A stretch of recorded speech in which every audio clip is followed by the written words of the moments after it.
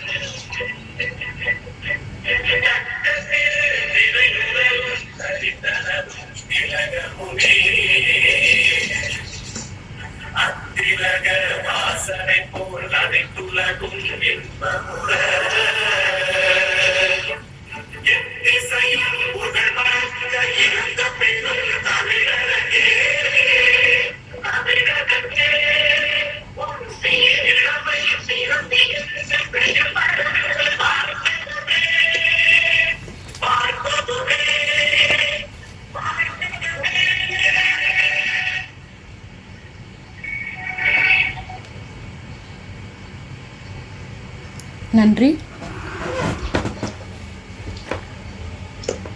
பாருக்குள்ளே நல்ல நாடு எங்கள் பாரத நாடு என்னும் பாரதியின் பாடலோடு இந்த மெய்நிக சந்திப்புக்கு வருகை தந்த அனைவருக்கும் என் அன்பான வணக்கங்கள்.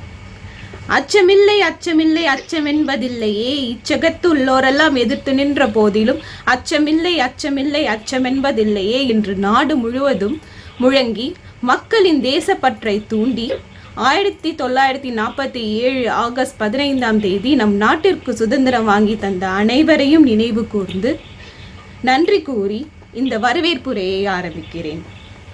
பாரதிய பிரவாசி பரிஷத் என்பது குவைத்தில் இருக்கும் ஆயிரக்கணக்கான இந்திய மக்களின் நெஞ்சார்ந்த உணவாகவே மாறியுள்ளது. பிபிபி ஒரு சிறு விதையில் இருந்து ஆரம்பித்து இன்று ஒரு பெரிய விருட்சமாக மாறியுள்ளது. யாதும் ஊரே யாவரும் கேளீர், தீதும் நன்றும் பிறதர வாரா என்று பாடலுக்கேற்ப பிபிபி என்பது ஏக் பாரத் ஸ்ரவன் பாரத் என்னும் கருத்தை அடிப்படையாக கொண்ட ஒரு இயக்கம். இந்தியாவின் முன்னேற்றத்திற்காக ஒத்த எண்ணம் கொண்ட மக்களின் முயற்சிகளை எளிதாக்குவதற்கும் அதன் மூலம் அனைவரின் நலனையும் உறுதி செய்யும் ஒரு சமூக உருவாக்குவதற்கும் தூய்மையான அன்பின் மூலம் ஒத்த எண்ணம் கொண்ட வெளிநாட்டு சகோதரர்களை ஒன்றிணைக்கும் கடினமான பணியை நாங்கள் மேற்கொண்டுள்ளோம். எங்கள் வழிகாட்டும் கொள்கை என்னவென்றால், தனிநபர்கள் மனித உடலில் உள்ள உயிரணுக்களை போன்றவர்கள் மற்றும் மனிதர்கள் தங்கள் சொந்த உறுப்புகளை உருவாக்குவதால் மனிதர்கள் கூட்டாக வெவ்வேறு அமைப்புகளை உருவாக்கி அதன் மூலம் ஒரு நலன்புரி அரசு உருவாக வேண்டும் என்பதே எங்கள் கொள்கை. இந்த 74வது சுதந்திர தினத்தை முன்னிட்டு பிபிபி சார்பாக ஆன்மீகமும் பாரத விடுதலையும் என்ற தலைப்பில் நடக்கும் இந்த மெய்நிகர் சந்திப்புக்கு சிறப்பு விருந்தினராக வந்துள்ள முனைவர் ஆ. ரேணுகா தேவி, MA பொருளாதாரம் மற்றும் தமிழ் இலக்கியம், B.Ed, MPhil, PhD. இவர் மதுரை பாஜக மாநில செயற்குழு உறுப்பினர் மற்றும் பிரச்சார பிரிவு மாநில செயலாளர். உங்களை இந்த விழாவிற்கு வரவேற்பதில் நான் பெருமகிழ்ச்சி கொள்கிறேன். உங்கள் சாதனைகள் எண்ணில் அடங்காதவை. உங்கள் மெய்நிக சந்திப்புக்கு வரவேற்பதில் நாங்கள் அனைவரும் பெருமகிழ்ச்சி கொள்கிறோம். இன்று நாம் அனைவரும் எல்லா வளமும் நல்ல உடல் நலமும் மனநலனும் பெற்று நல்லதோர் வாழ்க்கையை வாழ்வதற்கு இறைவனிடம் வேண்டி எனக்கு வாய்ப்பு தந்த அனைவருக்கும் நன்றி கூறி இத்துடன் என் வரவேற்புரை முடிக்கின்றேன். நன்றி, வணக்கம்.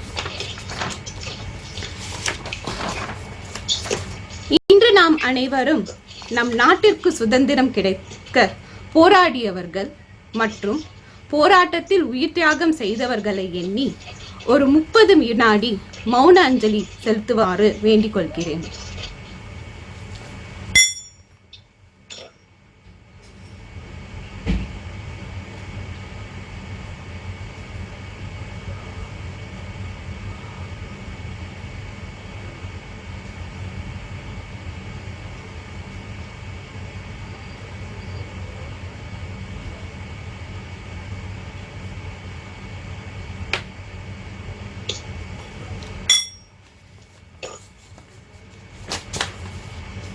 நன்றி.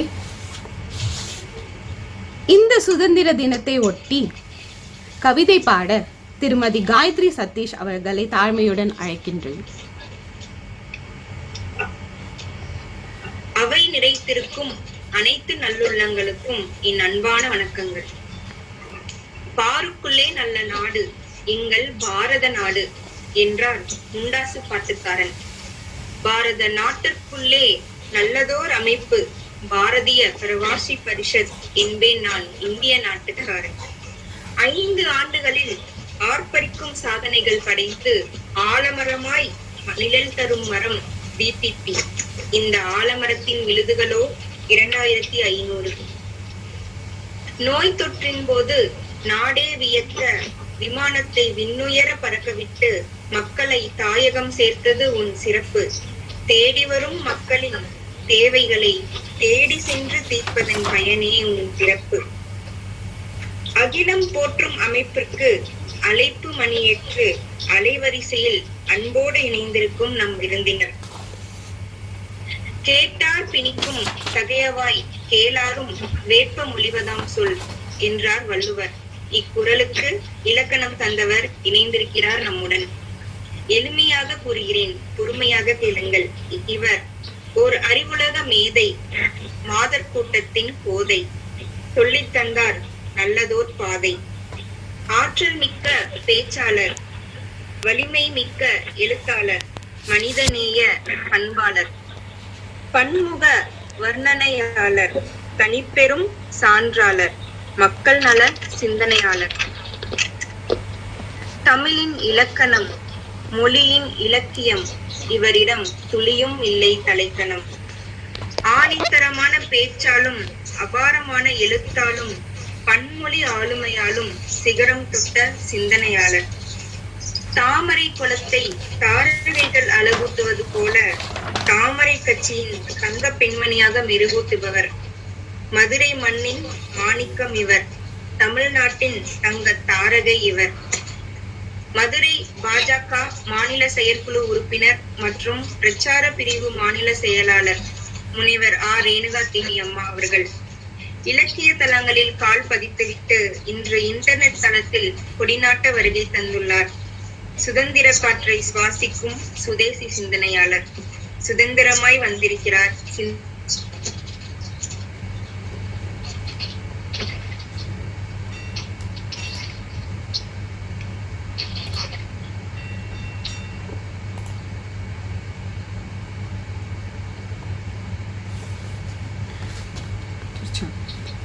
உங்கள் கவிதை நடையில் எங்கள் அனைவரையும் கவர்ந்ததற்கு நன்றி திருமதி காயத்ரி சதீஷ் அவர்களே.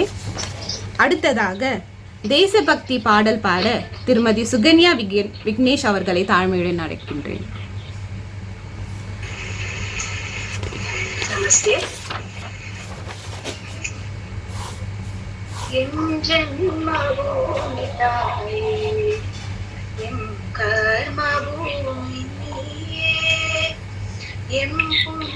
பூமி தாயே குலதெய்வம் என்றும் வாழ்வாம் மலர்தனை வழிதனில் படைப்போ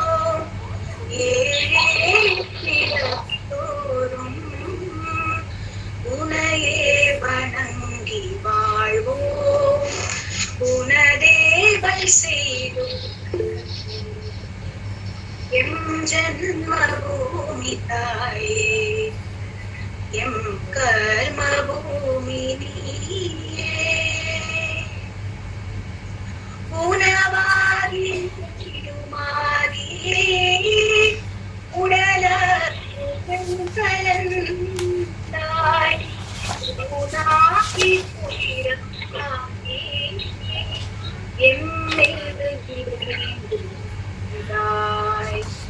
உனக்காகவே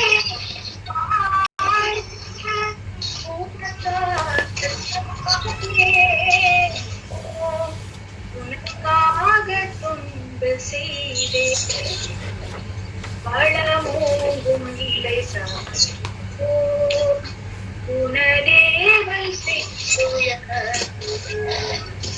எம் ஜன்மபூமி தாயே எம் கர்மபூமி ஒப்பற்றை மயமுந்தன் ஒளி வீசும் மகுடமாகும் முப்புறமும் சூழும் ஓயாமணிகத்து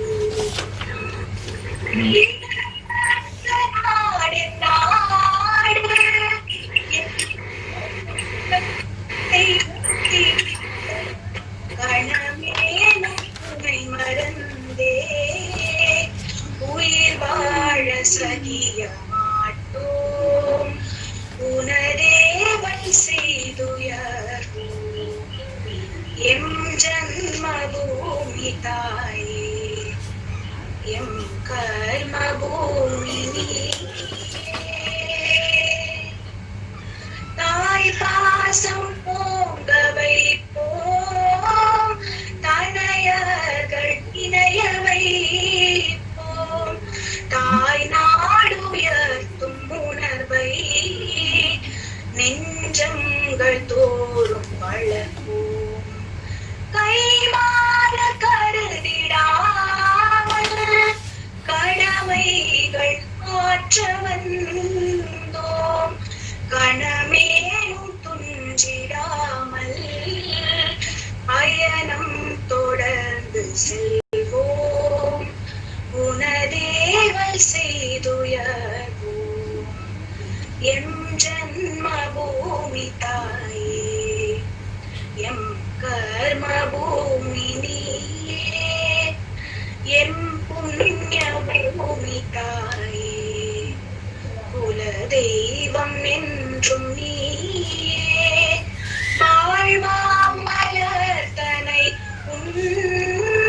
திருவடி தனில் படைத்தோம் ஏழேழு பிறவி தோறும் உனையே வணங்கி வாழ்வோம் உனதேவல் செய்துயர்வோம் எம் ஜன்மபூமி தாயே எம் கர்மபூமி நீயே.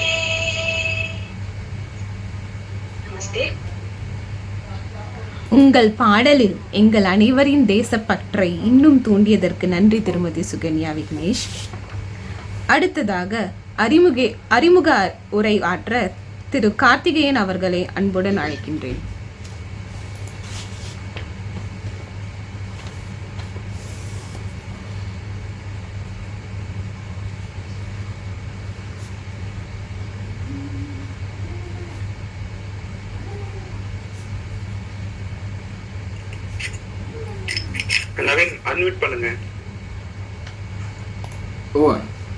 உங்கள் பாடலில் எங்கள் அனைவரின் தேசப்பற்றை இன்னும் தூண்டியதற்கு நன்றி திருமதி சுகன்யா விக்னேஷ் அவர்களே.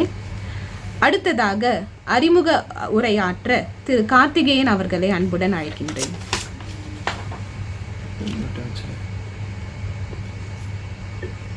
அனைவருக்கும் வணக்கம்.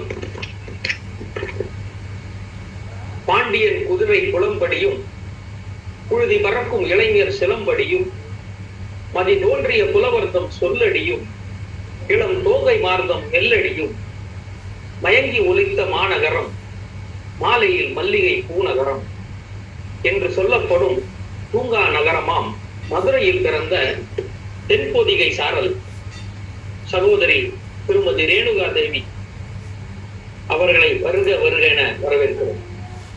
இவரின் உடல் பொருள் ஆவி அனைத்துமே காவி. இவர் எம்ஏ தமிழ், அதாவது தமிழில் முதுகலை பெற்றவர் மற்றும் எம்ஏ பொருளாதாரம், பிஎட் ஆசிரியர் பயிற்சி மற்றும் எம்பில் மற்றும் பிஹெச்டி எனப்படும் முனைவர் பட்டம் பெற்றவர். கல்லூரியில் 28 ஆண்டுகள் கல்வி பணியாற்றியவர். ஆன்மீக இலக்கிய பேச்சாளர். பல மாநில தமிழ்ச்சங்கங்கள், இதோட பிற மாநிலங்கள் தமிழ்ச்சங்கங்கள் மற்றும் அமெரிக்கா, பிரான்ஸ், துபாய், சிங்கப்பூர், நாம் இருக்கக்கூடிய குவைத் உட்பட பல்வேறு நாடுகளில் சொற்பொழிவு ஆற்றியவர். கடந்த தேர்தல் பரப்புரையில் இவர் குமரி முனையில் ஆற்றிய பரப்புரை இவர் தமிழின் சிறப்புரை. பிரதமருக்கோ தமிழ் மீது ஈர்ப்பு இன்றும் ஒலிக்கியது அங்கே இவர் செய்த மொழிபெயர்ப்பு. ஜல்லிக்கட்டும் மீனாட்சி திருக்கல்யாணமும் திருவரங்க கோவில் திறப்பும் இவரது தமிழில் கேட்பது தனிச்சிறப்பு. சுமார் 300க்கும் மேற்பட்ட பட்டிமன்றங்களில் பேச்சாளராகவும் நடுவராகவும் கலந்து கொண்டுள்ளார். சேவிகா சமிதியின் வர்கா முடித்துவிட்டு பௌத்திக் பிரமுக் வர்கா அதிகாரியாக சேவை செய்து வருகிறார். மதுரைக்கு பெயர் பெற்றது ஜிகர்தண்டா. இவர் தம் பேச்சுக்கு நிகர் உண்டா? இன்று பிரவாசிகளோடு பேச வந்திருக்கும் எங்கள் சுதேசியே, வாருங்கள், தமிழமுதம் தாருங்கள்.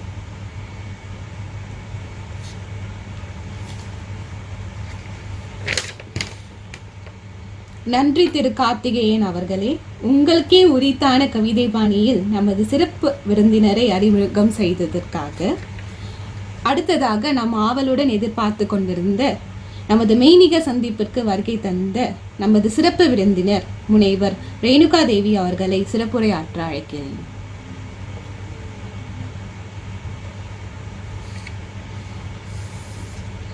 பாலும் தெளிதேனும் பாகும் பருப்பும் இவை நான்கும் கலந்துனக்கு நான் தருவேன். கோலம் செய்கின்ற கரிமுகத்து நீ எனக்கு சங்க தமிழ் மூன்றும் தா. உலகெல்லாம் உணர்ந்தோதற்கரியவன் நிலவலாவிய நீர்வழி வேணியன் அழகில் சோதியன் அப்பலத்து ஆடுவான் மலர் சிலம்படி வாழ்த்தி வணங்குவான். தொடுக்கும் கடவுள் பழம் பாடல் தொடையில் பயனே நரை பழுத்த துறை தீந்தமிழின் பொழுது நரும் சுவையே அகந்தை கிழங்கை அகழ்ந்தெடுக்கும் தொழும்பர் உலகோயிற் கேற்றும் விளக்கே வளசிமைய இமய பொறுப்பில் விளையாடும் இளமின் பிடியே எரிதரங்கம் கொடுக்கும் புவனம் கடந்து நின்ற ஒருவன் திருவுள்ளத்தில் அழகு ஒழுக எழுதி பார்த்திருக்கும் உயிரோவியமே மதுகரம் வாய் மடுக்கும் குழற்காடிந்தும் இளவஞ்சி கொடியே வருகவே மலைய துவசன் பெற்ற பெருவாழ்வே வருக வருகவே வருக வருகவே வருக வருகவே.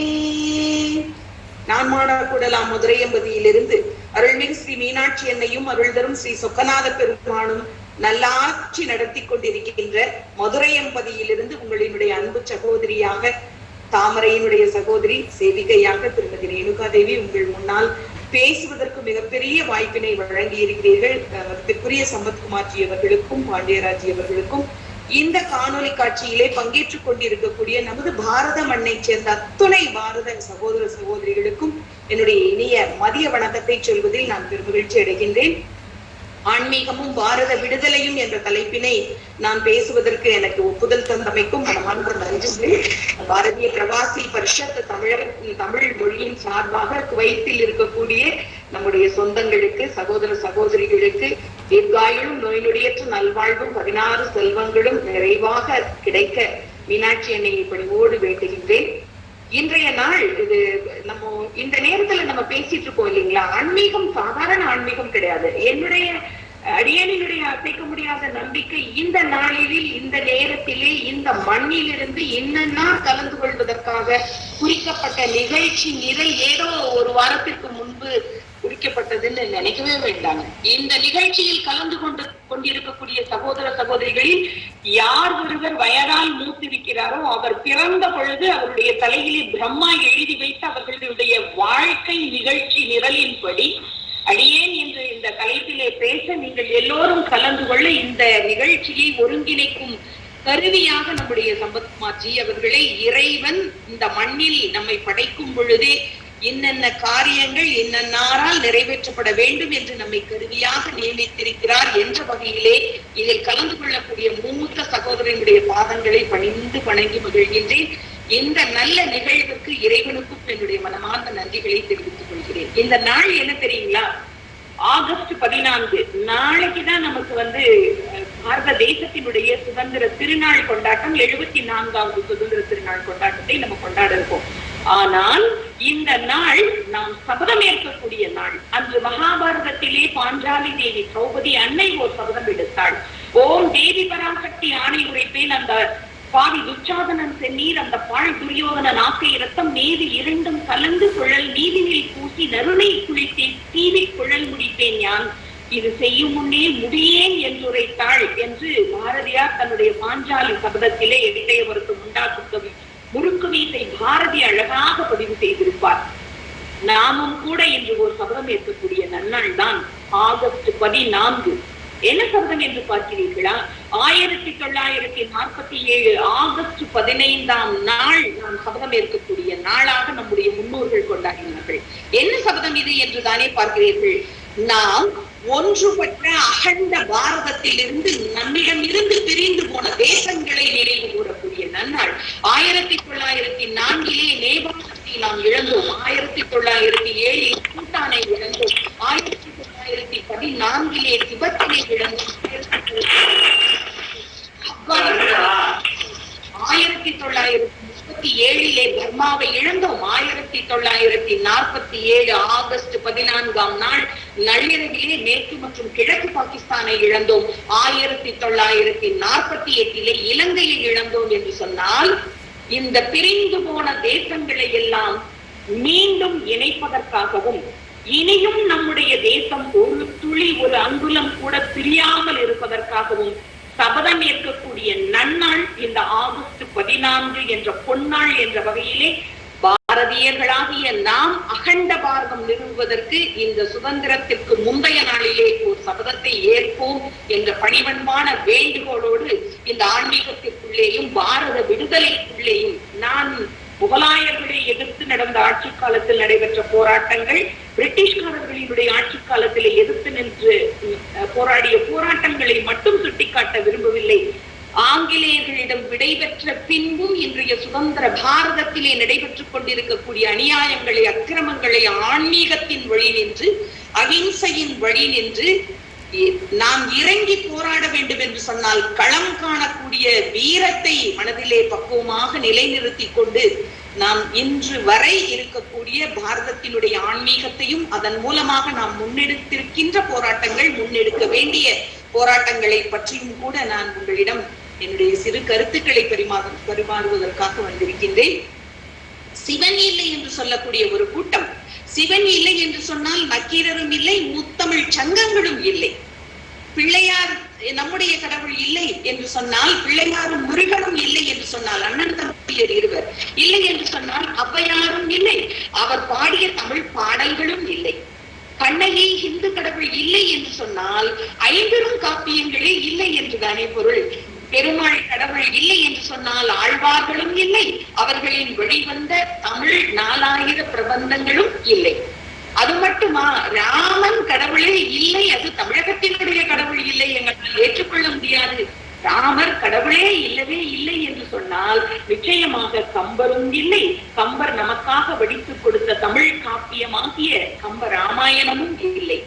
இந்து மதமே இல்லை என்று நீங்கள் கீழடி அகழ்வாராய்ச்சியை வைத்து நீங்கள் பொய்யாக நிறுவ முயன்றால், இந்து சமயம் இல்லை என்று சொன்னால் திருவள்ளுவரும் இல்லை, அவர் இயற்றிய திருக்குறளும் இல்லை.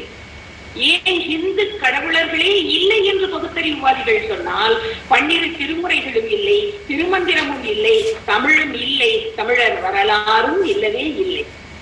இந்து சமயமும் இந்து கடவுளர்களும் இந்து வழிபாடுகளும் இந்துக்களினுடைய வாழ்வில், தமிழர்களினுடைய வாழ்வில், பாரதியர்களினுடைய வாழ்வில் இரண்டர கலந்திருக்கின்ற ஒரு ஆன்மீகம் கலந்த வாழ்வியல் முறைதான் ஹிந்து சனாதன தர்மம் என்பதை இன்றைய தலைமுறைக்கு நாம் சொல்லிக்கொள்ள அல்லது உண்மையிலேயே அதை நிறுவுவதற்குரிய கட்டாய சூழலில் நம்முடைய தமிழகம் திகழ்ந்து கொண்டிருக்கிறது என்பதை நான் குறிப்பிட்டு காட்ட விரும்புகின்றேன். 50 ஆண்டுகளுக்கு முன்பு கவியரசர் கண்ணதாசன் அழகாக ஒரு செய்தியை வெளியிட்டிருந்தார். அது ஒரு கட்டுரையாக வெளிவந்திருந்தது. 50 ஆண்டுகளுக்கு முன்பு மூட நம்பிக்கை ஒழிப்பு மாநாடு என்ற பெயரிலே தீகாவினர் ஊர்தோறும் பிரச்சாரங்களை ஆரம்பித்திருந்தார்கள். அதில் முதன்மையாக சேலத்திலே ஒரு மூட நம்பிக்கை ஒழிப்பு ஊர்வலத்தை பிரச்சாரமாக நடத்திவிட்டு ஒரு மாநாட்டினையும் நடத்திவிட்டு அடுத்து சென்னையிலே நடத்துவதாக இந்த தீகாவினர் ஏற்பாடு செய்திருந்தார்கள். என்னடா ஆன்மீகம் என்று சொல்லிவிட்டு இவள் அரசியல் பேசுகிறாளே என்று தயவு செய்து நீங்கள் எண்ண வேண்டாம். எல்லாவற்றிற்கும் அடிப்படையாகவும் எல்லாவற்றின் பின்புலமாகவும் கட்டமைக்கப்பட்டிருப்பது எது என்று சொன்னால் நிச்சயமாக உலக அளவிலே, தமிழகம் மட்டுமல்ல உலக அளவிலே அரசியல் தான் அத்துணை காரியங்களுக்கும் பின்புலத்தில் இருக்கிறது, அடிப்படை கட்டமைப்பாகவும் இருக்கிறது என்ற காரணத்தினால் இதற்குரிய தெளிவினை நாம் பெறும்போது மட்டுமே ஆன்மீக பலத்தின் மூலமாக இந்த தேசத்தினுடைய உண்மையான விடுதலையை நோக்கி நாம் நம்முடைய செயல்களை கட்டமைக்கவும் அதன் மூலமான நடவடிக்கைகளை முன்னெடுக்கவும் சமுதாயத்தில் விழிப்புணர்வை ஏற்படுத்தவும் முடியும் என்ற காரணத்தினால் இந்த வரலாற்று பதிவு மூட நம்பிக்கை ஒழிப்பு மாநாட்டு சேலத்திலே மிக வெற்றிகரமாக தீகாவினரால் நடத்தி முடிக்கப்பட்டது. இதனை அறிந்த கவியரசு கண்ணதாசன் அவர்கள் ஒரு கட்டுரையை எழுதினார். அந்த கட்டுரை என்னவென்று பார்த்தால், அடுத்ததாக சென்னையிலே இந்த தீகாவினர் மூட நம்பிக்கை ஒழிப்பு மாநாட்டு பிரச்சாரத்தினை நடத்துவதாக இருந்தது. கவியரசு கண்ணதாசன் அவர்கள் ஒரு கட்டுரை எழுதினார்.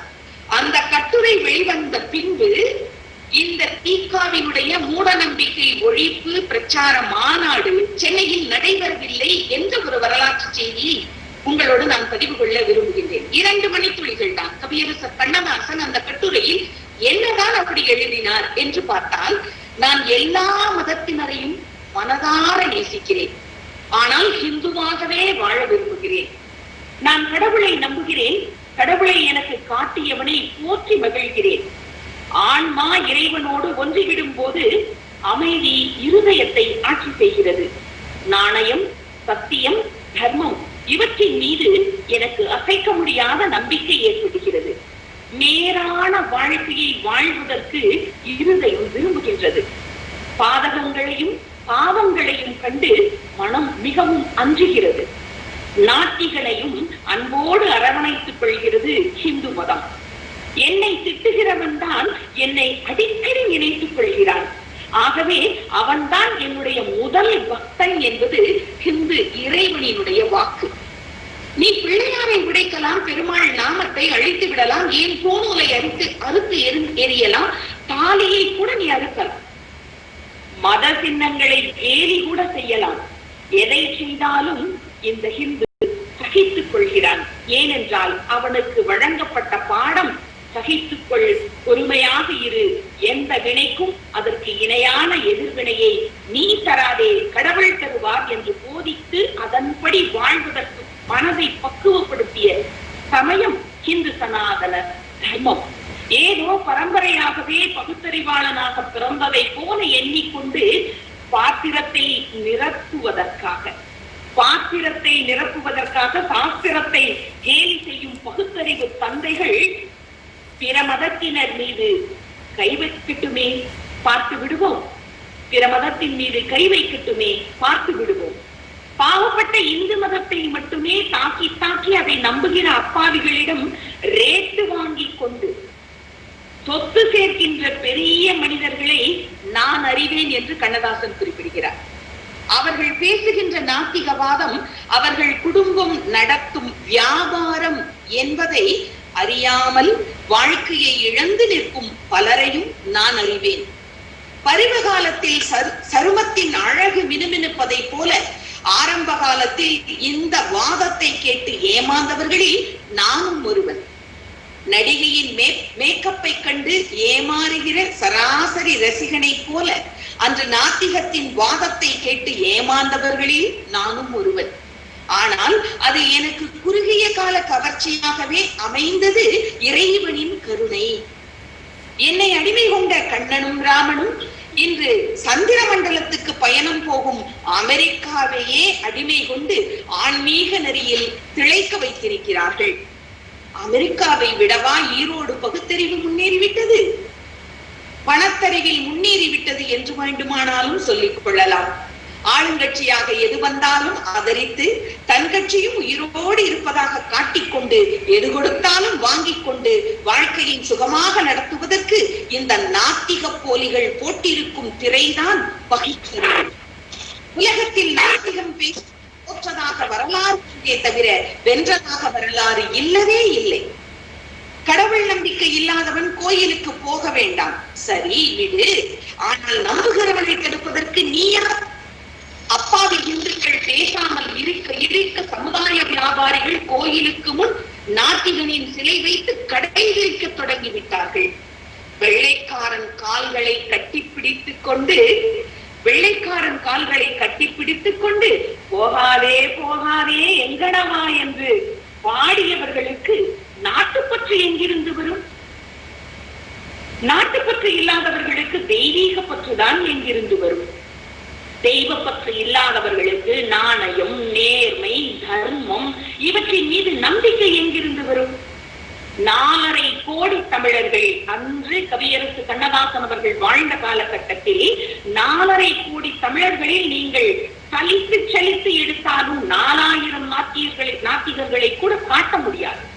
பழைய நாத்திகர்களை எல்லாம் இப்போது நான் பழனியிலும் திருப்பணியிலும் அடிக்கடி சந்தித்துக் கொண்டிருக்கிறேன் என்று கவியரசர் கண்ணதாசன் சொன்னதை இந்த கருப்பர் கூட்டத்திற்கும் இந்த பகுத்தறிவுவாதிகள் வியாதிகள் கூட்டத்திற்கும் இந்த தீக்கா என்ற பெயரிலே இந்த நாத்திகத்தை கடைபிடித்து தன்னுடைய குடும்ப வியாபாரம் செய்து சொத்துக்களை கொண்டிருப்பவர்களுக்கும் இந்த நேரத்திலே இதை நான் வலியுறுத்தி காட்டிக் கொண்டு முதலிலே நான் சொல்லுகின்ற ஒரு ஆன்மீகவாதி மிகச்சிறந்த சத்ரபதி வீர சிவாஜி மகாராஜ் அவர்களை பாரதத்தினுடைய விடுதலையிலே சுட்டிக்காட்ட விரும்புகின்றேன். பிப்ரவரி 19ஆம் தேதி 1627ஆம் ஆண்டு அன்று முதல் ஏப்ரல் மாதம் 3ஆம் தேதி 1680 வரை மராட்டிய பேரரசுக்கு அடித்தளம் விட்ட ஒரு வீரர் இருக்கிறார் என்று சொன்னால் பாரத வரலாற்றிலே நம்முடைய வீர சிவாஜி மகாராஜ், சத்ரபதி வீர சிவாஜி மகாராஜ் என்பதை நான் சுட்டிக்காட்ட விரும்புகின்றேன். அவருடைய உண்மையான இயற்பெயர் சாஹாஜி போன்ஸ்லே என்ற தந்தைக்கும் ஜீஜாபாய் என்ற தாய்க்கும் 2 புதல்வர்கள் பிறக்கிறார்கள். அதில் இளைய மகனாக பிறந்தவர் நம்முடைய சிவாஜி ராஜே போன்ஸ்லே என்று சொல்லக்கூடிய இயற்பெயருக்கு சொந்தக்காரர். ராய்கட் கோட்டை, ராய்கிரி என்று சொல்லப்பட்டது. ராய்கட் கோட்டையில் 1674ஆம் ஆண்டு ஜூன் மாதம் 6ஆம் தேதி மகாராஜாவாக முடிசூட்டிக் கொண்ட ஒரு மாவீரன். அந்த ஜீஜாபாய் என்ற தாய் அவருடைய கணவரையும் சஹாஜி போன்ஸ்லே என்று சொல்லக்கூடிய கணவரையும் 6 பிள்ளைகளையும் 6 சகோதரர்களையும் இழந்தது ஒரு தன்னுடைய தேசத்திற்குள்ளேயே தன்னுடைய ஆட்சி பரப்பின் கீழ் இருந்த ஒரு துரோகியால் அவருடைய கணவரும் அவருடைய சகோதரர்களும் கொல்லப்படுகிறார்கள். 6 பேரும் கொல்லப்படுகிறார்கள். இந்த துரோகத்தை மனதில் சுமந்த அந்த விதவை தாய் தன்னுடைய இளைய மகனுக்கு சொல்லிக் கொடுத்த பாடம் 1ஆ 2ஆ பல்லாயிரக்கணக்கான பாடங்கள். அந்த பாடங்கள் அனைத்தும் ஆன்மீகத்தின் அடிப்படையில், நல்ல தன்னம்பிக்கையின் அடிப்படையில், மிகச்சிறந்த பண்புகளின் அடிப்படையில் கட்டமைக்கப்பட்ட பாடம். சிம்ஹாட் கோட்டை எல்லோரும் அறிந்த ஒரு செய்தி. அந்த சிம்ஹாட் கோட்டையிலே காலையில் எழுந்த பொழுது இருவரும் சதுரங்கம் விளையாடி கொண்டிருக்கிறார்கள், ஜீஜாபாயும் வீர சிவாஜியும். அப்பொழுது சிறு வயது பையனாக இருக்கின்ற அந்த வீர சிவாஜியிடம், இளைஞனாக இருக்கின்ற வீர சிவாஜியிடம் தாய் சொல்கிறாள், அதோ பார் சிவாஜி, அங்கே தெரிகிறதா ஒரு கோட்டை? ஆந்தாயே தெரிகிறது. அந்த கோட்டையின் மீது பறக்கின்ற கொடி நம்முடைய கொடி அல்ல, அது எதிரியினுடைய கொடி. நீ உண்மையிலேயே உன்னுடைய பிறந்த நாளுக்கு எனக்கு பரிசளிப்பதாக சொல்லி இருந்தாய் அல்லவா? நீ உண்மையான பரிசளிக்க விரும்பினால் மகனே, நாளை காலை விடியலிலே அந்த எதிரே இருக்கக்கூடிய சிம்ஹாட் கோட்டையில் நம்முடைய கொடி, மராட்டிய கொடி பறந்து கொண்டிருக்க வேண்டும், இந்து கொடி பறந்து கொண்டிருக்க வேண்டும். முடியுமா உன்னால்? அதுதான் நீ எனக்கு தரக்கூடிய மிகப்பெரிய பரிசு என்று சொன்னார். வீர சிவாஜி, என்னால் முடியுமா அம்மா என்று கேட்ட பொழுது, உன்னால் முடியவில்லை என்று சொன்னால் இந்த தேசத்தில் வேறு எவராலும் முடியாது என்று அவருக்கு தன்னம்பிக்கை கொடுக்கின்றாள். அந்த தன்னம்பிக்கையின் அடிப்படையில் அந்த சிம்ஹாட் கோட்டைக்கு செல்கிறார். அந்த சிம்ஹாட் கோட்டையை கைப்பற்றுகிறார். மறுநாள் காலை சூரிய உதயத்திலே அந்த சிம்ஹாட் கோட்டையின் மீது ஓம் என்ற ஹிந்து ஸ்வராஜ்ய கொடி பறந்து கொண்டிருக்கின்றது. அந்த ஹிந்து ஸ்வராஜ்ய கொடி மட்டுமல்ல 300க்கும் மேற்பட்ட கோட்டைகளை கைப்பற்றி ஒரு மிகப்பெரிய ஹிந்து ஸ்வராஜ்யத்தை நிறுவுவதற்காக ஒவ்வொரு முறையும் போர் எடுத்து செல்லும் பொழுது, தன்னுடைய படைகளை அரவணைத்துக் கொண்டு தலைமையேற்று செல்லும் பொழுது வீர சிவாஜி முழங்கிய ஒரு முழக்கம் இருக்கிறது. அந்த முழக்கம் வேறு ஒன்றும் இல்லை, இன்றைய நம்முடைய வாழும் விவேகானந்தராக நாம் பார்க்கின்ற பாரத பிரதமர் மதிப்பிற்குரிய நரேந்திர மோடிஜி அவர்கள் சொல்லுகின்ற அந்த மந்திரம் தான் ஹரஹர மகாதேவ் என்று சொல்லக்கூடிய அந்த ஆன்மீக மந்திரத்தை தான் ஒவ்வொரு முறையும் சத்ரபதி சிவாஜி மகாராஜ் சொல்லிக் கொண்டு போர் தொடுக்க செல்வார். அந்த போரினுடைய முடிவு எப்பொழுதும் வெற்றியாகவே அமையும். அவருடைய சிவாஜி மகாராஜினுடைய இந்த போர் காலத்திலே நம்முடைய முகலாயர்களையும் சுல்தானியர்களையும் ஏன் பிரிட்டிஷ்காரர்களிடம் தோற்று போவதற்கு முன்பு வரை நம்முடைய வீர சிவாஜி மகாராஜ் அவர் எடுத்துக்கொண்ட ஒரு சித்தாந்தம் இருக்கிறது. அந்த சித்தாந்தத்தினுடைய பெயர் ஹிந்தவி சித்தாந்தம். அது என்ன ஹிந்தவி சித்தாந்தம் என்று பார்த்தால், பிரிட்டிஷ் பேரரசால் இந்த சிவாஜி மகாராஜினுடைய சாம்ராஜ்யம் அடிமைப்படுத்தப்படுவதற்கு முன்பாக இந்த ஹிந்தவி சித்தாந்தத்தினுடைய அடிநாதமாக வீர சிவாஜி மகாராஜ் எடுத்துக்கொண்ட 2 கொள்கை, இஸ்லாத்திற்கு எதிராகவோ அல்லது இந்துத்துவத்தை பரப்புவதை நோக்கியோ திருப்பி விடப்பட்டிருக்கவில்லை இந்த ஹிந்தவி சித்தாந்தம். அப்படி என்று சொன்னால் இந்த ஹிந்தவி சித்தாந்தத்தினுடைய இலக்கு தான் என்ன? இந்த ஹிந்து என்று சொல்லக்கூடிய சித்தாந்தம் தான் ஹிந்தவி என்று மராட்டிய மொழியிலே சொல்லப்படுகிறது. இந்த ஹிந்தவி சித்தாந்தம் ஒடுக்குமுறை ஆட்சியாளர்களால், அது யாராக இருந்தாலும் சரி, பிரிட்டிஷ்காரர்களாக இருந்தாலும் சரி, சுல்தானியர்களாக இருந்தாலும் சரி, முகலாயர்களாக இருந்தாலும் சரி, ஒடுக்குமுறை ஆட்சியாளர்களால் தாக்குதல்களுக்கு உட்படாத ஒரு ஐக்கிய இந்தியா தான் சிவாஜி மகாராஜினுடைய ஹிந்தவி சித்தாந்தமாக இருந்தது என்று சொன்னால், அந்த வீர சிவாஜியினுடைய ஆன்மா மீண்டும் நம்முடைய பாரத தேசத்தில் பிறந்ததை போல இஸ்லாமியர்களுக்கு எதிராகவோ சிறுபான்மை மக்களுக்கு எதிராகவோ இந்த தேசத்தை விரிவுபடுத்துவது அல்ல என்னுடைய நோக்கம். முத்தலாக் தடை சட்டத்தை கொண்டு வந்து ஆன்மீகத்தின் பெயரிலே பிற சிறுபான்மையின சகோதரிகளுடைய வாழ்க்கையை பாதுகாத்த சிவாஜி மகாராஜனுடைய மறு உருவமாக பாரத பிரதமர் நரேந்திர மோடிஜி அவர்களை பார்க்கிறேன். அன்று விடுதலைக்கு முன்பு அடிமைப்பட்டிருந்த காலத்திலே ஆங்கிலேயர்கள் என்ற கொள்ளைக்காரர்களை, வெள்ளையர்களை விரட்டுவதற்கு அன்று ஒரு சுதந்திர போர். இன்று சுதந்திர இந்தியாவிலே இந்த தேசத்தை காட்டி கொடுத்து அந்நிய தேசத்திற்கு கரகோஷமும் வாழ்த்தொழிகளும் எழுப்பிக் கொண்டிருக்கின்ற இந்த தேசத்தினுடைய எதிரிகளை வெல்வதற்காக, இந்த தேசத்திலேயே பிறந்து வளர்ந்து இந்த தேசத்திற்கு துரோகம் செய்கின்ற தேசியத்திற்கு எதிரான சிந்தனையாளர்களுக்கு எதிராக நடத்தப்படக்கூடிய மிகப்பெரிய போராட்ட களத்தை இன்று நமது பாரத தேசத்தில் நாம் கண்டுகொண்டிருக்கிறோம் என்பதையும் நாம் நினைவில் கொள்ள வேண்டும். மராத்தியிலே காணினிகாவா என்று ஒரு போர் முறை, அந்த கொரில்லா போர் முறை என்று சொல்வார்கள். ஒரு முறை சத்ரபதி வீர சிவாஜி மகாராஜ் தான் வணங்குகின்ற கோவிலுக்கு சென்று ஜெகதீஸ்வரர் என்று சொல்லக்கூடிய சிவபெருமானை வணங்குகின்ற வீர சிவாஜி மகாராஜ் தன்னுடைய ராய்கட் கோட்டையிலே அந்த கடவுளை வணங்கி கொண்டு சபதம் ஏற்றார். நான் எப்பொழுது எதிரிகளை நோக்கி படையெடுத்து சென்றாலும் ஹரஹர மகாதேவ், நீ அந்த எதிரிகளிடமிருந்து இந்த தேசத்தை காப்பாற்றி கொடு, என்னை காப்பாற்றி கொடு என்று கேட்கவில்லை, என் உயிரை காப்பாற்று என்று சொல்லவில்லை, என்னுடைய உடைமைகளை காப்பாற்று என்று சொல்லவில்லை, இந்த தேசத்தை காப்பாற்று, அகண்ட ஹிந்து சாம்ராஜ்யம் நிறுவுவதே, வலிமையான ஹிந்து சாம்ராஜ்யம் நிறுவுவதே என்னுடைய நோக்கம் என்று கோரிட்டவர். இப்படி ஒருவரை சபதம் எடுத்து அந்த கோவிலிலே வழிபட்டுக் கொண்டிருந்த பொழுது அந்த கோவிலினுடைய குருக்களினுடைய மகனுக்கு தீர்க்க முடியாத நோய், 100 பொற்காசுகள் இருந்தால், வராகன்கள் இருந்தால் அந்த குருக்களினுடைய மகனினுடைய உயிரை காப்பாற்றி விடலாம் என்று ஒரு மருத்துவர் சொல்ல, உடனே சத்ரபதி சிவாஜி அவர்களை யார் ஒருவர் உயிரோடோ பிணமாகவோ பிடித்துக் கொடுக்கிறார்களோ, காட்டி கொடுக்கிறார்களோ அவர்களுக்கு 100 பொற்காசுகள் பரிசு என்று பிரிட்டிஷ் அரசாங்கம் பறையறிவிக்க, இந்த கோவிலிலே வந்து சபதம் எடுத்துக் கொண்டிருந்த பொழுது இந்த செய்தியை அந்த குருக்கள் அந்த ஆங்கிலேயர்களுக்கு செய்தியாக அனுப்புகிறார். இந்த செய்தியை அனுப்பும் பொழுது அந்த குருக்களினுடைய மருமகள் தன்னுடைய கணவர் நோய்வாய்ப்பட்டிருந்தாலும் பரவாயில்லை, சிவாஜி மகாராஜ் அவர்களை காட்டி கொடுத்து விடக் கூடாது என்று எண்ணி உடனடியாக சிவாஜி மகாராஜ் அவர்களுக்கு இந்த செய்தியை கடத்துகிறாள். அந்த நோயுற்றிருந்த குருக்களினுடைய மகனினுடைய மனைவி, அதாவது குருக்களினுடைய மருமகள். தான் சபதம் ஏற்றுக் கொண்டிருக்கும் பொழுது அந்த செய்தி வருகிறது. உடனே சத்ரபதி சிவாஜி மகாராஜ் அங்கிருந்து தப்பித்து சென்று விடுகிறார். வந்த ஆங்கிலேயர்கள் அந்த குருக்களை வைத்து படாத பாடுபடுத்துகிறார்கள். குருக்கள் அழுது கொண்டே சொல்கிறார், அவர் வந்தார், நீங்கள் வருவதற்குள் எப்படியோ தகவல் தெரிந்து தப்பித்து சென்று விட்டார் என்று அழுது புலம்புகிறார்.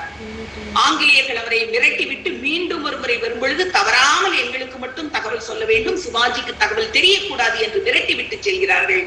அப்பொழுது தனக்கு உயிர் பிச்சை அளித்த அந்த ஜெகதீஸ்வரர் பெருமானை வணங்குவதற்காக அவருடைய காலிலே போய் விழுந்து கதறி அழுகிறார் அந்த குருக்கள். நான் எவ்வளவு பெரிய துரோகம் செய்ய காத்திருந்தேன், நல்லவேளை இறைவா அவர் சிக்கவில்லை என்று மனதார மன்னிப்பு கேட்டு அந்த கர்ப்பகிரகத்திலே அந்த ஜெகதீஸ்வர பெருமானை வலம் வரும் பொழுது அங்கு பின்னால் ஒரு மூட்டை கிடைக்கிறது, ஒரு துணி மூட்டை, பட்டு துணி மூட்டை கிடைக்கிறது. உடனே குருக்கள் ஆவலோடு அந்த பட்டு துணி மூட்டையை எடுத்து பார்க்கும் பொழுது அதிலே 100 தங்க காசுகள் வைக்கப்பட்டிருக்கிறது.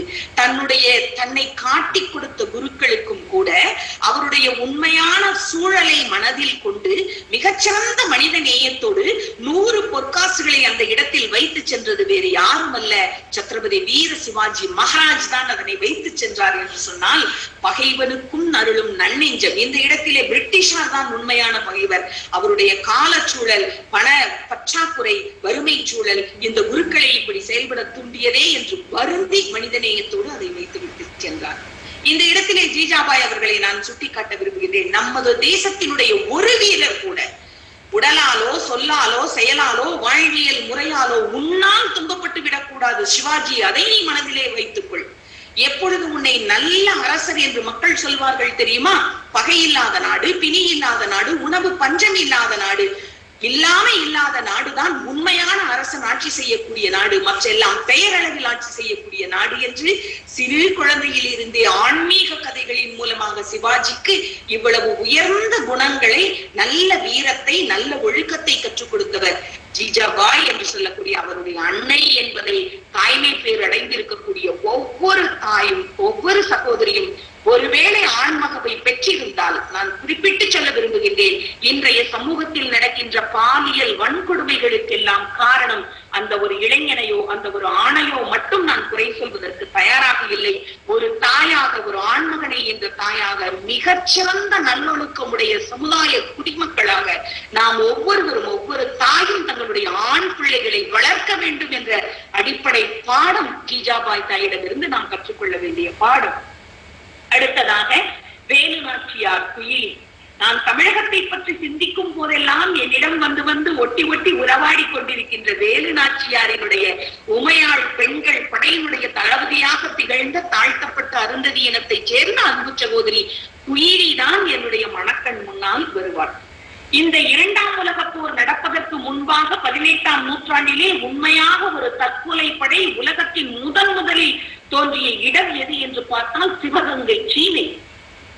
30 கோடி முகமுடையாள், உயிர் மொய்புற ஒன்றுடையாள், அவள் செப்பு மொழி 18 எனில் சிந்தனை ஒன்றுடையாள் என்று தேசத்தினுடைய விடுதலை மட்டுமே தன்னுடைய சிந்தனையிலே ஒன்றிணைத்து பணியாற்றக்கூடிய போர்க்களத்தினுடைய வீறு கொண்ட மண் சிவகங்கை. மருதுபாண்டிய சகோதரர்களினுடைய காளையார் கோவில் திகழ்ந்த அந்த சிவகங்கை சீமை. படுகநாதர் என்று சொல்லக்கூடிய சிவகங்கை சீமையினுடைய அரசர் படுகொலை செய்யப்பட்டார். மல்லாரி ராயன் என்று சொன்ன அந்த சிவகங்கை சீமை கோட்டையினுடைய அருகிலே வசித்துக் கொண்டிருந்த ஒரு கயவன், ஒரு துரோகி மல்லாரி ராயன் என்பவரால் ஆங்கிலேயரால் படுகொலை செய்யப்பட்டவர். ஆங்கிலேய தளபதி பாஞ்சோர் என்று சொல்லக்கூடிய ஆங்கிலேய தளபதியால் சதி திட்டம் தீட்டப்பட்டு மல்லாரி ராயனால் காட்டி கொடுக்கப்பட்டு படுகொலை செய்யப்பட்ட முத்துவடுகநாதர். 8 ஆண்டுகள் தலைமறைவு வாழ்க்கை வாழ வேண்டிய சூழல் வேலு நாச்சியார் அம்மையாருக்கு ஏற்பட்டது.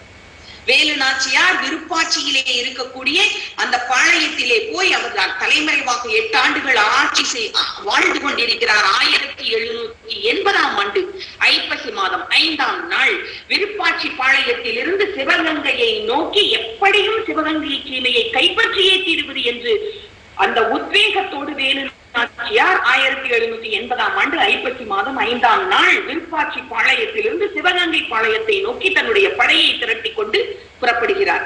அப்பொழுது ஒரு பெண்கள் படை இருக்கிறது, உமையாள் பெண்கள் படை என்று. அந்த பெண்கள் போர்க்கள வீரர்களாக போர்படை தரித்து வரக்கூடிய அந்த படைக்கு வேலு நாச்சியாரினுடைய உமையாள் பெண்கள் படைக்கு தளபதியாக முன்னிலை வகித்து அதை வழிநடத்தி வருபவர் குயிலி. இந்த குயிலி தளபதி ஜோசப் ஸ்மித் என்று சொல்லக்கூடிய காளையார் கோவிலிலே வேலு நாச்சியார் அந்த படைகளை தளபதி ஜோசப் ஸ்மித் அவர்களின் தலைமையிலான படையை எதிர்கொள்ளப் போகிறார். இங்கு மதுரையிலே கோச்சடை என்று ஒரு இடம் இருக்கிறது, இன்றும் இருக்கிறது. அந்த இடத்திற்கு பெயர் கோச்சடை தான். இந்த கோச்சடையிலே குயிலி யாரை எதிர்கொள்கிறாள் என்று பார்த்தால், வரக்கூடிய இந்த வேலு நாச்சியார் படையை மதுரையினுடைய எல்லையிலேயே துவம்சம் செய்து அழித்து விடுவது என்று கோச்சடையில் படைப்பிரிவுக்கு தலைமை தாங்கி நிற்பவர் யார் என்று சொன்னால், முத்துவடுகநாதரை கொல்வதற்கு சூழ்ச்சியாக நயவஞ்சகமாக உதவிய மல்லாரி ராயன் அந்த இடத்திலே போர்ப்படைக்கு தளபதியாக நின்று கொண்டிருக்கிறார் ஆங்கிலேயருக்கு சார்பாக. இப்பொழுது குயிலி நாச்சியார் வருகிறாள். இந்த உமையாள் பெண்கள் படையினுடைய தளபதியாக கோச்சடையின் வாயிலாக குயிலி வருகிறார். வரும் பொழுது இந்த மல்லாரி ராயன் எதிர்கொண்டு நிற்பதை பார்த்தவுடன் 1 மணி நேரத்தில் அந்த வீர பெண்மணி இந்த மல்லாரி ராயனை அந்த போர்க்களத்திலே வெட்டி சாய்க்கிறாள். அவளுக்கு ஆவேசம், மிகுந்த ஆவேசம், எப்படியாவது சிவகங்கை சீமையை கைப்பற்றி விட வேண்டும் என்று. அவர்கள் சென்ற நாள் நவராத்திரி விழா. ஆயிரக்கணக்கான பிரிட்டிஷ் அரசாங்கம் ஆயிரக்கணக்கான வீரர்களை ஒரு அடிக்கு ஒரு ஆளாக சிவகங்கை அரண்மனையிலே நிறுத்தி வைத்திருக்கிறார்கள். அந்த பாஞ்சோர் தலைமையிலே படைகள், துப்பாக்கிகள், பீரங்கிகள், எண்ணிலடங்காத வீரர்கள் அந்த சிவகங்கை அரண்மனையிலே சுற்றி ஒரு அடிக்கு ஒரு ஆளாக நின்று கொண்டிருக்கிறார்கள். ஒரு வயதான பெண்மணி நடக்க முடியாமல் பெரியவர்களிடம் வருகிறார். வந்து சொல்கிறார், நம்மை வெல்வதற்கு யார் இருக்கிறார்கள்? நவராத்திரி விழாவிலே நம்முடைய அரண்மனையிலே மிகப்பெரிய விஜயதசமிக்கு மறுநாள் நம்முடைய கோவிலிலே, நம்முடைய அரண்மனையிலே கொலு வைப்பார்கள். அந்த கொலுவை பார்ப்பதற்கு நாம் அனைவரும் அனுமதிக்கப்படுவோம், பொதுமக்கள் அனைவரும் அனுமதிக்கப்படுவோம். அன்று நாம் நமது கோட்டையை, அரண்மனையை கைப்பற்ற வேண்டும் என்று சொல்லும் பொழுது பிரியமருந்து மிகுந்த சிந்தனையோடு, யார் இந்த மூதாட்டி இப்படி பேசுகிறாள் என்று சொல்லும் பொழுது தன்னுடைய தலையிலே அணிந்திருந்த அந்த முடியை நீக்கிவிட்டு காட்டில் நான் தான் குயிலி என்று சொல்கிறாள் குயிலி. உடனே அந்த இடத்திலிருந்து அனைவரும் விலகிச் செல்கிறார்கள். நாளை மறுநாள் விஜயதசமி, நவராத்திரி விழாவினுடைய மறுநாள் விஜயதசமி. இந்த சிவகங்கை கோட்டையை ராஜராஜேஸ்வரி கோவிலிலே வைக்கக்கூடிய கொலு, இதுதான் ஆன்மீகம். ராஜராஜேஸ்வரி தாய்க்கு அங்கே ஒரு கோவில் இருக்கிறது சிவகங்கை கோட்டைக்குள்ளே. அந்த ராஜராஜேஸ்வரி திருக்கோவிலிலே கொலு பொம்மை வைக்கிறார்கள். அந்த கொலுவை பார்ப்பதற்காக நாம் அனைவரும் செல்வோம், நமக்கு அனுமதி அளிப்பார்கள் அந்த ஒரு நாள் மட்டும் ஆங்கிலேயர்கள் என்று சொல்லி அருமையாக தாம்பாளத்திலே மாலை உள்ளிட்ட மங்கள பொருள்கள், இறைவனுக்கு இறைவிக்கு சூட்டக்கூடிய அத்துணை விதமான பொருள்களையும் ஆன்மீகத்திற்கு தேவையான வழிபாட்டு பொருள்களையும் எடுத்துக்கொண்டு அதற்குள்ளே ஒளித்து வைக்கப்பட்ட கத்திகள், வாள், கேடயம் போன்றவற்றை ஏந்தி இந்த பெண்கள் ஆன்மீக உணர்ச்சி பெருக்கோடு அந்த கோட்டைக்குள்ளே செல்கிறார்கள். கோட்டைக்குள்ளே செல்லும் பொழுது ஒரு குறிப்பிட்ட தருணம் வருகிறது. அந்த கோட்டையினுடைய நிலா முற்றத்திலே மிக அருமையாக ஆயிரக்கணக்கான வெடி மருந்துகளும், துப்பாக்கிகளும், பீரங்கிகளும் குவித்து வைக்கப்பட்டிருக்கிறது. அங்கே ஆங்கில தளபதி முத்துவடுகநாதரை கொல்வதற்கு திட்டமிட்டு கொடுத்த பாஞ்சோர் என்பவர் அங்கே இருக்கின்றார். இந்த பாஞ்சோர் அந்த வீரர்களோடு அந்த நிலா முற்றத்திலே இருக்கின்ற அந்த வெடிமருந்து கிட்டங்கியை பாதுகாத்துக் கொண்டிருக்கிறார். வெற்றிவேல் வீரவேல் என்று கோட்டையினுடைய ராஜராஜேஸ்வரி கோவிலுக்கு சென்று அந்த தாயை வணங்கிய பின்பு வேலு நாச்சியார் அவர்கள் உறக்க குரல் கொடுக்கிறார், வெற்றிவேல் வீரவேல் என்று. அதுவரையிலும் ஆன்மீக பெருக்கோடு இருந்த அந்த மகளிர் கூட்டம், வீர மங்கையர் கூட்டம், தங்களுடைய கையில் ஏந்தி இருக்கின்ற அந்த தாம்பாளத்தில் இருந்து, தட்டுக்களில் இருந்து, பூக்களுக்கு அடியிலே மறைத்து வைக்கப்பட்டிருந்த வாளை உருவி அங்கு இருந்த வீரர்களை எல்லாம் வெட்டி சாய்க்க ஆரம்பித்தார்கள். இந்த இடத்திலே உப்பருகையில் நின்று கொண்டிருந்த பாஞ்சோரை நோக்கி வேலு நாச்சியார் தாயார் ஓடி போய் அந்த முத்துவடுகநாதரை, தன்னுடைய கணவரை கொன்றவனை பிழைத்தே உயிரை மாய்ப்பது என்று ஓடும் பொழுது தன்னுடைய உடல் முழுக்க மண்ணெண்ணெயை பூசிக்கொண்டு ஒரு தீப்பந்தத்தை கையில் எடுத்து தன்னுடைய உடம்பின் மீது தீயை பற்றி பற்ற வைத்துக் கொண்டு அந்த நிலா முற்றத்திலே இருந்த வெடிமருந்து கிட்டங்கியில் தன்னைத்தானே ஒளிப்பிழம்பாக மாற்றிக்கொண்டு அந்த கிட்டங்கிக்குள் குதித்தாள். உடனே பெருத்த வெடி சப்தம். அங்கிருந்த அந்த ஆங்கிலேய தளபதி உட்பட ஒரு வீரர் கூட எஞ்சவில்லை. அந்த கோட்டை இப்பொழுது வேலு நாச்சியாரனுடைய கைவசமாகிறது. இப்படி தன்னுடைய உயிரையே தேசத்திற்காக தற்கொலை படையாக மாற்றி ஆன்மீகத்தின் பெயரில் ராஜராஜேஸ்வரி திருக்கோவிலுடைய விஜயதசமி என்று விடுதலை வேள்வியிலே ஆகுதியாக தன்னை வார்த்து கொண்டவள் குயிலி என்று சொல்லக்கூடிய நம்முடைய தமிழச்சி என்ற வகையிலே இந்த ஆன்மீகம் இவ்வளவு பெரிய எழுச்சியை பெற்றிருக்கிறது என்பதை நம்மால் மறுக்க முடியுமா? நாங்கள் ஆன்மீக ஆய்வாளர்கள், இலக்கிய ஆய்வாளர்கள், ஹிந்து சமயத்தை பற்றி மிகுந்த வேட்கையோடு ஊர் ஊராக திரிந்து ஆய்வுகளை தரவுகளை சேகரித்துக் கொண்டிருக்கின்ற உங்களின் சகோதரி ஒரு அற்புதமான விஷயம். மதுரையிலே நம்முடைய காமராசர் பல்கலைக்கழகம் செல்லுகின்ற சாலை, தேனி சாலை, அது செல்லும் வழியிலே செக்கானூரணி என்று ஒரு ஊர் இருக்கிறது. செக்கானம் என்று பேச்சு வழக்கிலே இப்பொழுது சொல்கிறார்கள். செக்கானூரணி என்ற ஊரிலே ஒரு இடது கை பக்கம் திருமங்கலம் செல்லுகின்ற ஒரு பாதை பேருந்து நிலையத்தை ஒட்டி அந்த பாதையிலே 2 கிலோமீட்டர் தொலைவிலே ஒரு கோயில் இருக்கிறது. மிக மிக பழமையான கோவில். அந்த கோவிலுக்கு கிண்ணிமங்கலம் ஏகாம்பரநாதர் திருக்கோவில் என்று பெயர். இந்த கிண்ணிமங்கலம் ஏகாம்பரநாதர் திருக்கோவில் எத்தனை ஆண்டுகளுக்கு முந்தையது என்று யாராலும் என்றும் திட்டமிட்டு உறுதியாக சொல்ல முடியவில்லை. அந்த கோவிலிலே அவ்வா என்று சொல்லக்கூடிய ஒரு பெண்ணினுடைய மார்பு வரை இருக்கக்கூடிய ஒரு கல்வெட்டு இருக்கிறது, ஒரு சிற்பம் இருக்கிறது. அந்த சிற்பத்திலே கீழே எழுதப்பட்டு இருக்கக்கூடிய வாசகம் என்னவென்று பார்த்தால், போர்க்காலத்திலே இந்த ஊரிலே கிராமப்புறங்களிலே இருக்கின்ற வலிமையா வாய்ந்த வளரிளம் பெண்கள், அதாவது டீனேஜ் கேர்ள்ஸை தயார் செய்து அவர்களுக்கு போர் பயிற்சி அளிக்கின்ற முகாமாக இந்த கிண்ணிமங்கலம் திருக்கோவிலே பாதாள அறை பயன்படுத்தப்பட்டது என்ற ஒரு கல்வெட்டு அங்கே இருக்கிறது. அது மட்டுமல்ல, இந்த வானவியல் சாஸ்திரம் தொடர்பான, மருத்துவம் தொடர்பான, கபாலத்தை திறந்து மருத்துவ சிகிச்சை வழங்கக்கூடிய ஓபன் கபால சிகிச்சை, அந்த ஓபன் ஹார்ட் சர்ஜரி போல நம்முடைய கபாலத்தை திறந்து வைத்து அறுவை சிகிச்சை செய்து மீண்டும் அதனை மூடி வைத்து உயிரோடு மனிதர்களை காக்கின்ற அந்த மருத்துவ சிகிச்சையும் கூட அந்த இடத்தில் நடைபெற்றிருக்கிறது. எப்படி அந்த மருத்துவ சிகிச்சை நடைபெற்றது, யாருக்கு நடைபெற்றது என்று செப்பேடுகளை ஆய்வு செய்யும் பொழுது, போர்க்களத்திலே ஆங்கிலேயர்களை எதிர்த்து யாரெல்லாம், எப்பொழுது முகலாயர்களினுடைய ஆட்சி காலம் தமிழகத்திலே இந்த மதுரைக்கு வரவில்லை, மாலிக் கபூர் திண்டுக்கல்லில் இருந்து கன்னிவாடி என்ற இடத்திலிருந்து மதுரை மீனாட்சி அம்மன் கோவிலை நோக்கி படையெடுத்து வருவதாக செய்தி வருகிறது. திருப்பரங்குன்றத்திலே வாழ்ந்த ஒரு முதியவர் எப்பொழுதும் தன்னுடைய பேரனை கையில் பிடித்துக் கொண்டு போய் முருகப்பெருமானினுடைய அறுபடை வீடுகளிலே முதல் படை வீடாக திகழ்கின்ற திருப்பரங்குன்ற முருகப்பெருமானினுடைய சன்னதியிலே நின்று ஒன்றைத்தான் வேண்டுவாராம். முருகா, நம்முடைய மண்ணின் மீது, இந்த பாண்டி நாட்டு மண்ணின் மீது, சேர சோழ பாண்டி நாட்டு மண்ணின் மீது எக்காரணம் கொண்டும் அந்த இஸ்லாமியர்களினுடைய தாக்குதல் நடைபெற்று விடக்கூடாது, நீதான் காத்துருள வேண்டும் என்று ஒவ்வொரு முறையும் மனமுருக வேண்டுவாராம். அப்பொழுது அந்த சிறு வயது பேரன் கேட்டானாம், தாத்தா தாத்தா, யார் அந்த மாலிக் கபூர் என்று கேட்டாராம். திண்டுக்கல் வரையிலும் வந்து விட்டான், கன்னிவாடியிலே பாசறையை கைப்பற்றி விட்டான், எனவே நாம் அஞ்சுவதற்குரிய காலம் வந்து விட்டதப்பா என்று சொல்கிறார் தன்னுடைய பேரனிடம். அந்த மாலிக் கபூர் என்ன செய்வான், வந்தால் எல்லா கோவில்களையும் இடித்து தரைமட்டமாக்கி விடுவான், நம்முடைய மக்களினுடைய சொத்துக்களை எல்லாம் சூறையாடி விடுவான், நாம் நிம்மதியாக நம்முடைய கடவுளை கூட, முருகனை கூட இனிமேல் வழிபடுவது சிரமம் தான் என்று சொன்னாராம் அந்த முதியவர். அப்படி என்றால் நான் என்ன செய்தால் மாலிக் கபூர் மதுரையின் மீது படையெடுப்பதை தடுத்து நிறுத்த முடியும் என்று கேட்டானாம்.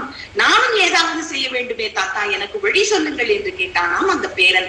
உடனே அந்த தாத்தா சொன்னாராம், நீ வேறு ஒன்றும் செய்ய வேண்டாம், இந்த முருகப்பெருமானிடம் நான் என்னுடைய ஆவியை கூட கொடுக்கிறேன், முருகா, அந்த மாலிக் கபூர் என்னுடைய ஆவியை கொண்டு தடுத்து அவன் மதுரைக்குள் ஊடுருவதை நீ தடுக்க வேண்டும் முருகா என்று வேண்டிக்கொள் என்று சொன்னாராம். உடனே அந்த பேரன், அப்படியே வேண்டுகிறேன் தாத்தா என்று கண்ணை மூடிக்கொண்டு வேண்டினானாம். வேண்டியவுடன் அந்த தாத்தாவை கண்ணை முடித்து, ஆவி என்று சொன்னால் என்ன தாத்தா என்று கேட்டார். எவர் ஒருவர் தான் எடுத்திருக்கின்ற சபதத்தின் மீது உயிரை கொடுத்தாவது நான் காப்பேன் என்று உயிரை கொடுக்கிறார்களோ அவர்கள் ஆவியாக சுற்றி சுற்றி வருவார்கள், தன்னுடைய சபதம் நிறைவேறும் வரை அவர்கள் ஆத்மா சாந்தி அடையாது என்று சொன்னாராம். உடனே அந்த பையன், அப்படியா தாத்தா என்று கேட்டுவிட்டு அமைதியாக இருந்தான். அந்த அந்த நாள் நள்ளிரவு அந்த அந்த பேரன் தூங்கவே இல்லை. மறுநாள் காலை திருப்பரங்குன்றம் மலை உச்சிக்கு மேல் ஏறி சென்று வெற்றிவேல் வீரவேல் என்று சொல்லி எப்படி குயிலி நாச்சியாரும் வேலு நாச்சியாரும் வெற்றிவேல் வீரவேல் என்று முழங்கி அந்த அந்த வெடிகுண்டு கிட்டங்கியை தகர்த்தார்களோ, ஆங்கிலேயர்களை புறமுதுகிட்டு ஓடச் செய்தார்களோ, அதை போல இந்த திருப்பரங்குன்றத்திலே ஒரு சிறுவன் மலை மீது ஏறி நின்று வெற்றிவேல் வீரவேல் என்று கூவிக்கொண்டு, முருகா இந்த பாண்டி நாட்டை காப்பாற்று, மாலிக் கபூரிடம் இருந்து காப்பாற்று, நான் ஆவியாக சென்று மாலிக் கபூரை பயமுறுத்துவேன், இந்த பாண்டி நாட்டிற்குள் வரவிடாமல் செய்வேன் என்று குதித்து தற்கொலை செய்து கொண்டான். இந்த செய்தி காட்டு தீ போல கன்னிவாடி பாசறைக்கு அருகிலே வந்து கொண்டிருந்த மாலிக் கபூருக்கு செல்கிறது. மாலிக் கபூர் உடனடியாக அஞ்சு அந்த இடத்திலே படைகளை நிறுத்துகிறான். வேண்டாம், ஒரு சிறு குழந்தைக்கு தன்னுடைய மண்ணின் மீது இவ்வளவு ஆர்வம், தன்னுடைய மண் மற்றவர்களால் அடிமைப்படுத்தப்படக்கூடாது என்ற வெறி இருக்கும் பொழுது அவனுடைய ஆவி என்னை ஏதேனும் செய்து விடுமோ என்று அஞ்சி மாலிக் கபூர் அதற்கு மேல் இந்த பகுதிக்குள் வருவதற்கு காலதாமதம் செய்தான் என்று திருப்பரங்குன்றத்திலே இருக்கின்ற கல்வெட்டு கூறுகிறது.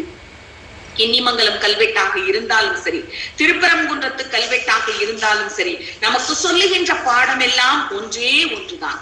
10,000 ஆண்டுகளாக பாரத தேசம் மட்டும்தான் உலகத்திலேயே உலகத்தின் வேறு எந்த நாட்டின் மீதும் இடத்திற்காகவோ செல்வத்திற்காகவோ பிறவற்றிற்காகவோ மண்ணாசை பொன்னாசை பெண்ணாசை என்று எந்த காரணத்தை முன்னிட்டும் படையெடுக்காத ஒரு தேசம் பூமி பந்தில் இருக்கிறது என்று சொன்னால் நம்முடைய பாரத தேசம் மட்டும்தான் என்பதை நம்முடைய ஆன்மீகம் நமக்கு வழங்கி இருக்கின்ற பயிற்சியின் மூலம் இன்றளவும் நாம் அவர்களுக்கு அதனை உறுதியாக நடைமுறையில் காட்டிக் கொண்டிருக்கிறோம் உலக நாடுகளுக்கு.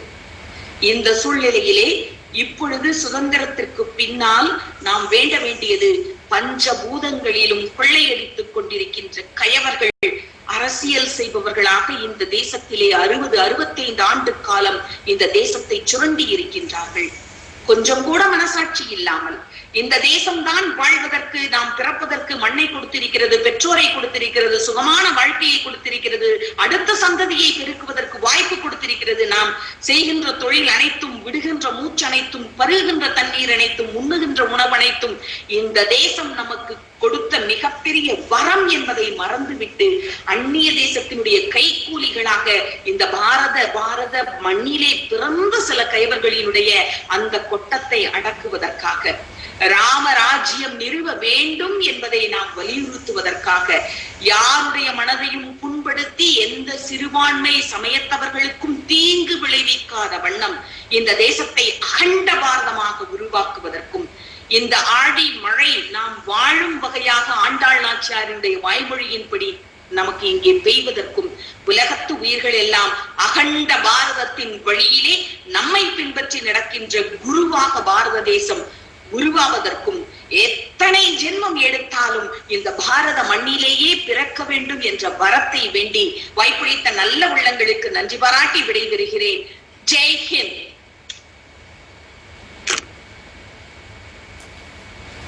உங்கள் இனிய தமிழ் பாடலில் நாங்கள் அனைவரும் மெய்மலர்ந்து விட்டோம் அம்மா. நாங்கள் ஒன்றுபட்டு எடுக்க வேண்டிய சபதத்தை நினைவு கூர்ந்ததற்கு நன்றி. நாம் அனைவரும் ஒற்றுமையாக இந்த பாரதத்தை காப்போம் என்ற உறுதியுடன் எங்களின் பல அறியாமையை உடைத்ததற்கு நன்றி. வீர சிவாஜி, வேலு நாச்சியார் மற்றும் பல அறியாத வரலாற்றை எங்களுக்கு நினைவு கூர்ந்ததற்கு நன்றி. அடுத்ததாக நன்றி உரை ஆற்ற திரு கபிலன் அவர்களை அழைக்கின்றேன்.